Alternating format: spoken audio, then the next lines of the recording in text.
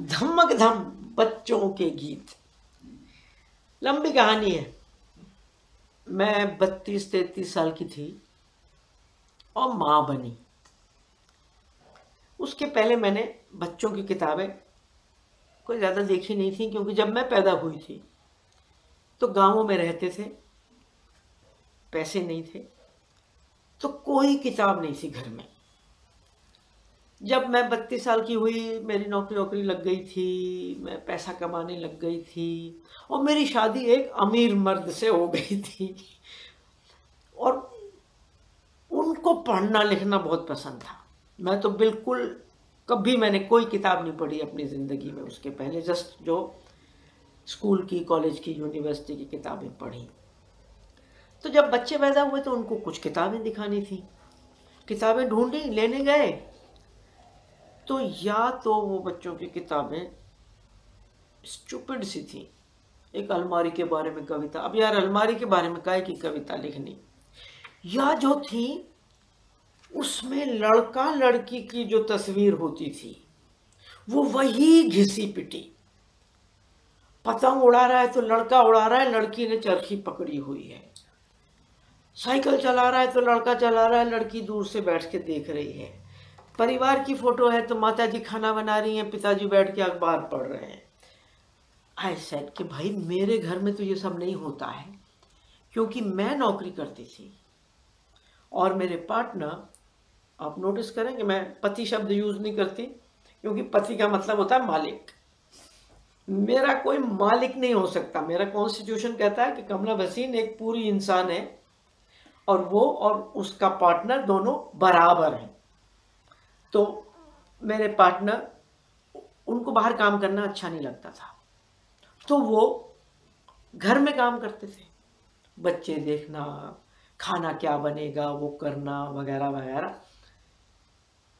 तो मैंने कहा भाई ये नहीं चलेगा। तो मैंने बच्चों के साथ खेल खेल में कविताएं लिखनी शुरू की। अब ऐसे ही बकवास जैसे मैं लिखती हूँ वैसे, कि धमक धम बई धमक धम कर रहे, धमक धम बई धमक धम, नन्हे नन्हे बच्चे हम, लड़की ना लड़के से कम, धमक धम बई धमक धम, ये लिख दी। फिर मैं बच्चों को, हालांकि मैं नौकरी करती थी, मैंने दोनों को 10-12 महीने अपना दूध पिलाया, क्योंकि मुझे मालूम था कि वो कितना अच्छा है, कितना ज़रूरी है। तो फिर मैंने कहा भाई चलो इसके बारे में तो लिखना है। अब ये देखो, हाँ पहले मैं ये बता दूं कि इसकी जो तस्वीरें हैं ये हमारे देश के एक बहुत ही नामी इलस्ट्रेटर, कार्टूनिस्ट मिक्की पटेल ने बनाई है। अब ये वाली देखिए कितनी खूबसूरत है। ये है माँ का दूध। माँ का दूध है सबसे अच्छा, स्वस्थ बने पिए जो बच्चा, बीमारी को दूर भगाए, माँ बच्चों का प्यार बढ़ाए, सदा शुद्ध, ताज़ा और सस्ता, और तंदुरुस्ती का यही है रास्ता।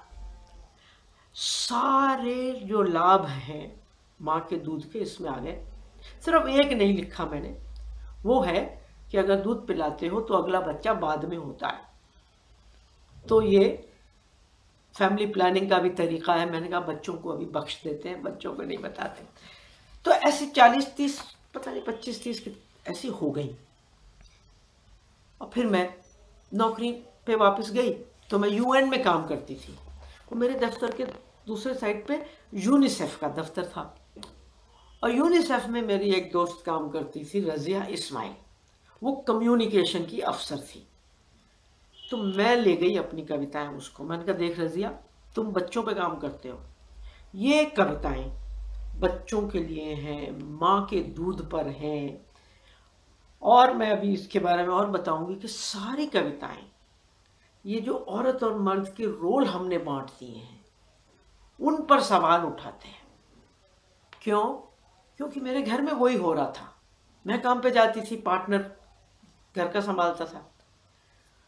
तो रज़िया ने देखी और उसको बहुत पसंद आई, और उसने मिक्की पटेल को पूछा।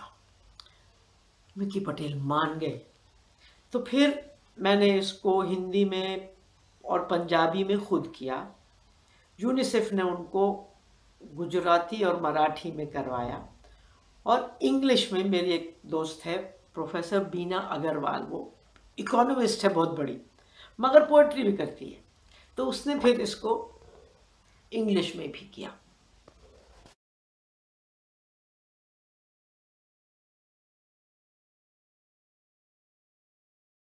तो देखिए ये बात है 1982-83 की। आज दुनिया में औरत और मर्द की बराबरी में जो सबसे बड़ी अड़चन है वो है कि जो घर का काम है उसको सिर्फ औरत का काम माना जाता है। मगर आज तो मिडिल क्लास औरतें भी बाहर काम कर रही हैं, पैसा कमा रही हैं। गरीब औरतों ने हमेशा बाहर काम किया है। गरीब औरत कभी भी सिर्फ हाउसवाइफ नहीं होती, क्योंकि उनका तो घर ही नहीं चल सकता। तो मैं मिडिल क्लास की हूं, तो मैं अगर मिडिल क्लास की बात करूं, आज औरत काम पर भी जाती है, मगर सब पूरी दुनिया समझती है कि घर का काम भी उसका काम है। इससे औरत को तो खैर नुकसान होता ही है, पर मुझे लगता है मर्दों को भी नुकसान होता है। मर्द सिर्फ पैसा कमाने की मशीन तो नहीं है ना, वो एटीएम तो नहीं है, कार्ड डालो मर्द पैसा दे देगा। उसको क्या टाइम मिलता है कभी बच्चों के साथ। मेरे पार्टनर फुल टाइम घर में थे।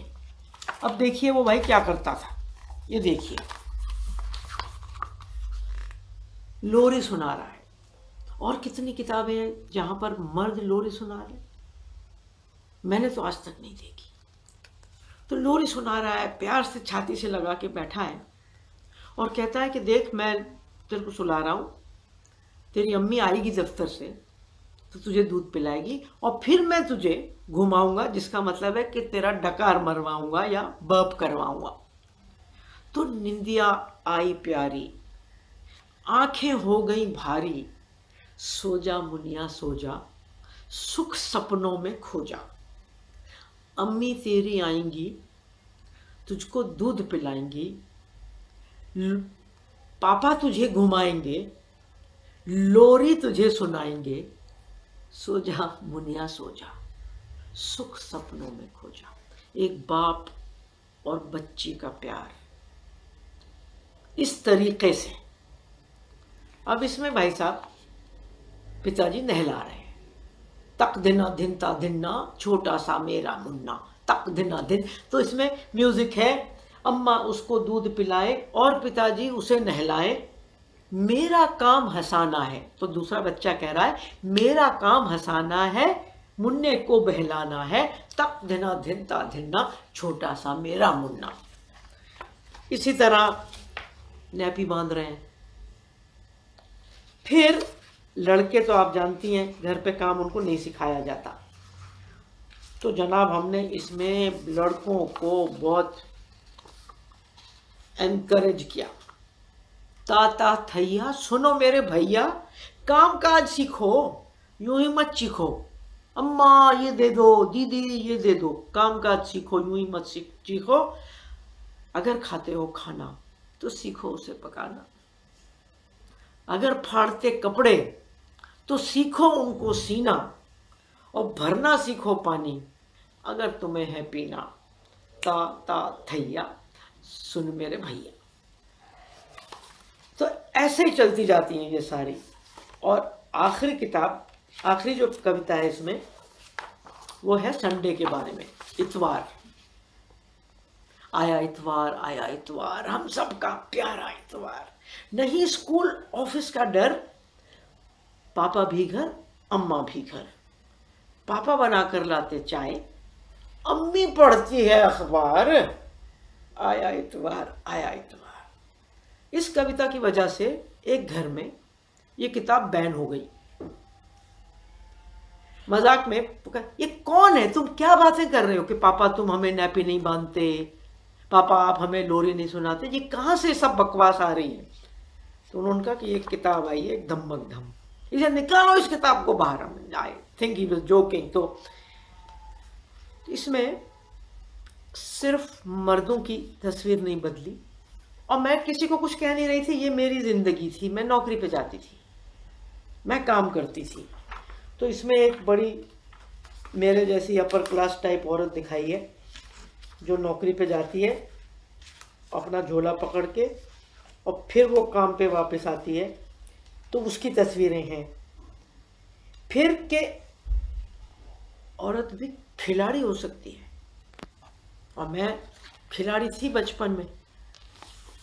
तो हमारी अम्मा बड़ी खिलाड़ी, खेल कूद में नहीं अनाड़ी, बहुत खेल उन्हें आते हैं, हॉकी क्रिकेट उन्हें भाते हैं, सितोलिया हो या गुल्ली डंडा ऊंचा रहता उनका झंडा। हमने खिलाड़ी बनना ठान लिया है, अम्मा को गुरु मान लिया है।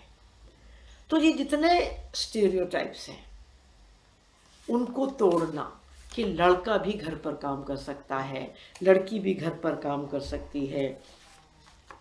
अब ये देखिए, अम्मा करती कितना काम, चाहे सुबह हो चाहे शाम, कुछ ना कुछ करती ही रहती, सारे घर का बोझा सहती, नहीं उसे मिलता आराम, अम्मा करती कितना काम। हम भी थोड़ा काम करेंगे, अपनी माँ की मदद करेंगे, तब होंगे सब काम तमाम और मिलेगा अम्मा को आराम। आपने नोट किया ना कि मुझे ये सब रटी पड़ी हैं, और ये 40 साल से रटी पड़ी है। मेरी हार्ड डिस्क बड़ी अजीब है, पता नहीं क्या क्या चीज़ उसमें फिट हो जाती है।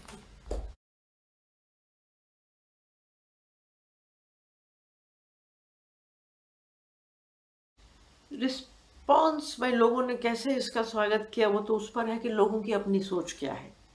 जो लोग थोड़ा बहुत ऐसा सोच रहे थे और चाहते थे कि उनके बच्चे बराबरी समानता में आगे चलें, या परिवार में पार्टनर्स के बीच दोस्ती हो, बराबर का माहौल हो, तो उन लोगों ने तो इसको बिल्कुल बहुत अच्छे से लिया। और अगर कोई टीचर थी या प्रिंसिपल थी, उन्होंने इसको लेके बहुत इससे काम किया। जैसे मुझे मालूम है कि एक बार उदयपुर से मुझे न्योता आया, इनविटेशन आया कि प्लीज़ क्या आप हमारे एनुअल शो में आ सकती हो। मैंने कहा हाँ क्यों, मुझे क्यों बुला रहे हो, कि नहीं आप आ जाओ। तो मैं दिल्ली से उदयपुर गई और उस स्कूल का पूरा एनुअल फंक्शन इस किताब के चारों तरफ था। तो बच्चों ने ये सारी कविताएं याद करी थी, तो कोई माँ बना हुआ है तो कोई बाप बना हुआ है, तो वैसा हुआ। दिल्ली में एक संस्था है Ankur, society for alternatives in education, मैं उसकी फाउंडर मेंबर्स में से हूँ। अंकुर बस्तियों में काम करता था, तो अंकुर ये किताब वहाँ ले गए वो लोग। और ये जो कविता है, धम्मक दम भाई धम्मक दम, नन्हे नन्हे बच्चे हम, लड़की ना लड़के से कम, इस लाइन पर लड़की ना लड़के से कम पर डिबेट्स होती थी। क्या घर में तुम लड़की हो, तुम्हें किसी तरह से कमतर माना जाता है? तो बातें होती थी खाने में, पढ़ाई में, घर का काम ज़्यादा होता है, वो बाहर चला जाता है खेलने, और लड़के भी उसमें होते थे तो उनसे भी बात की जाती थी। तो बहुत इस पर बातचीत हुई। कुछ जो इन चीज़ों पर सोच रहे थे एनजीओज, उन्होंने इसके पोस्टर्स वगैरह बनाए और उसका इस्तेमाल किया।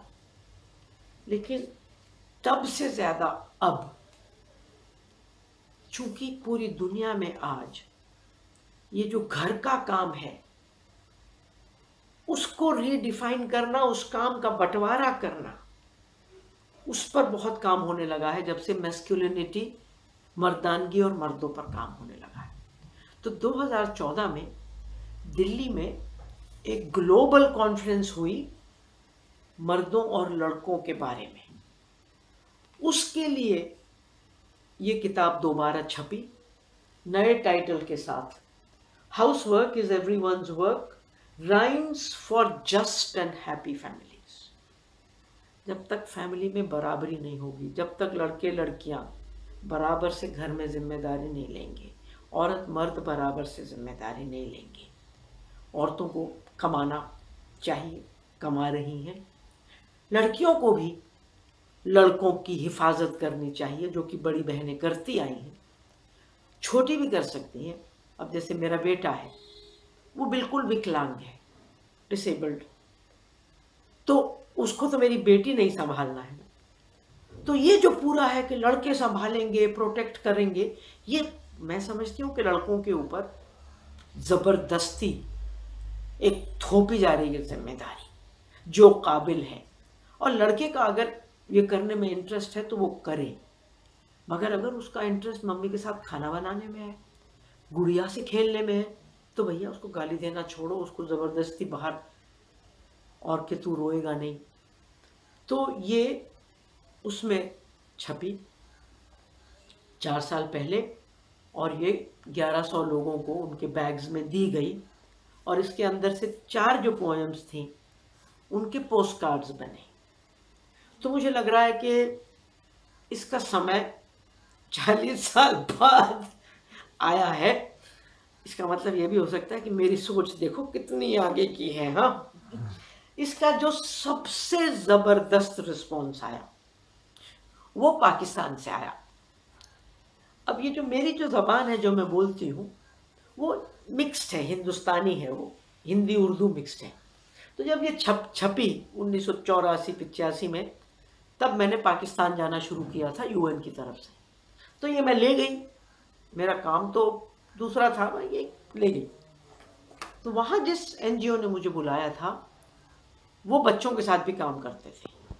मुझे याद है पहली ही रात को मैंने उनको दिखाई, उन्होंने कहा चलो आप ऐसा करो, इसको हमें पढ़ के सुनाओ, क्योंकि वो लोग देवनागरी नहीं पढ़ सकते ज़्यादातर। मैंने पढ़ के सुनाई, उन्होंने लिखते रहे।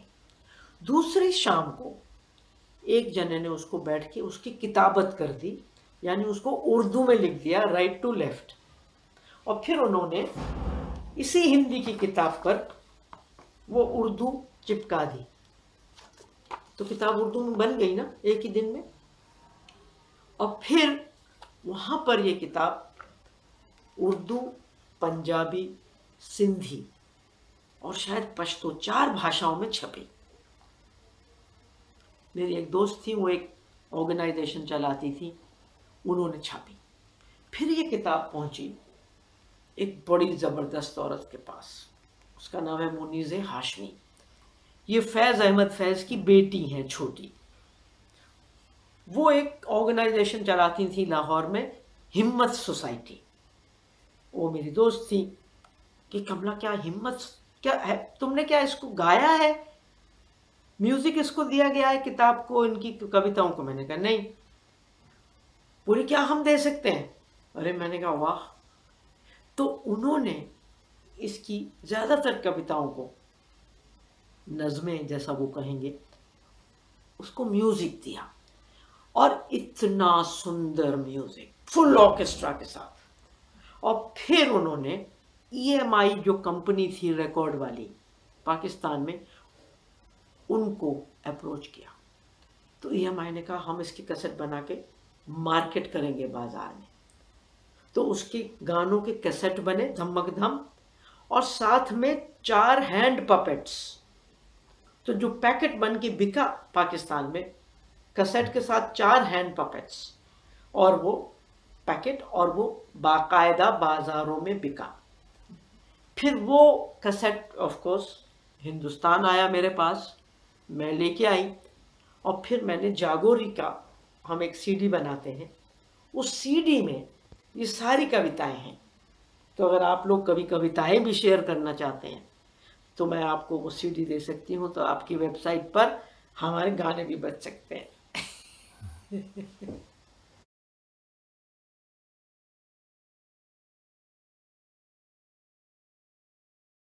मेरा ख्याल है कि बच्चे इंडिपेंडेंटली रिस्पॉन्ड नहीं कर सकते, वो एडल्ट्स के थ्रू ही करते हैं। तो जिस स्कूल में एनुअल फंक्शन हुआ, तो वहाँ तो बच्चों ने हफ्तों तक इसको गाया होगा, और मैं तो आखिरी दिन गई थी। अभी पिछले साल हिमाचल के एक छोटे से स्कूल में मेरी एक दोस्त ने उन सबको ये सिखाई और गाया उन लोगों ने, इसने वीडियो बनाए और फेसबुक पे डाले। तो माँ बाप कर सकते हैं, बड़े बच्चे कर सकते हैं, या टीचर्स कर सकते हैं। बच्चे के पास ये किताब तब तक पहुँचे, और अगर माँ बाप समझते हैं कि इसमें तो गलत तरीके से माँ को दिखाया जा रहा है या बाप को दिखाया जा रहा है, तो सेंसर हो जाएगी। तो जहाँ ये जब ये बच्चों के पास पहुँच जाती है ना, इसमें म्यूज़िक बहुत है, धमक धम भाई धमक धम, तक धिना धिनता धिन्ना। तो तमाशा बहुत है, तो बच्चे इसमें नाच सकते हैं, गा सकते हैं, और इसी वजह से ये पाकिस्तान में इसको म्यूजिक दिया गया।